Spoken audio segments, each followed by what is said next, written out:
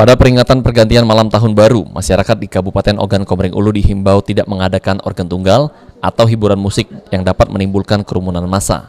Warga Oku diminta jangan mengadakan berbagai kegiatan yang dapat mengumpulkan massa, seperti acara organ tunggal saat memperingati malam pergantian tahun baru, baik itu di dalam kota Batu Raja maupun di perdesaan. Kasatpol PP Oku Agus Salim menjelaskan sebagai upaya antisipasi terjadinya kerumunan dan terus melakukan pencegahan sehingga perlu dukungan dari masyarakat sangat diperlukan dalam mematuhi imbauan dan aturan.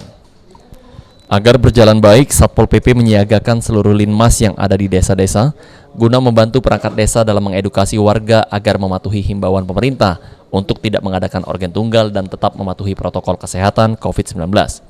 Saat ini Kabupaten Oku memang zero kasus COVID-19. Meski demikian, pencegahan dan kewaspadaan tetap harus dilakukan.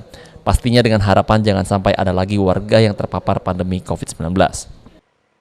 Jadi himbauan kita yang ada organ tunggal supaya jangan mengadakan organ tunggal. Supaya masyarakat itu sadar demi untuk diri dia sendiri, demi untuk masyarakat RT-nya sendiri, demi untuk seluruh lapisan masyarakat Oku ini. Insya Allah hal ini di Batu Raja ini akan tertib, biasanya orang akan patuh, sebab itu untuk kepentingan pribadi masing-masing. Di lain pihak, Kapolres Oku AKBP Danu Agus Purnomo menegaskan pada pergantian malam tahun baru nantinya, Taman Kota akan ditutup untuk masyarakat umum. Penyekatan akan dilakukan di area Taman Kota sehingga tidak akan terjadi kerumunan massa. Ari Pranika, PAL TV.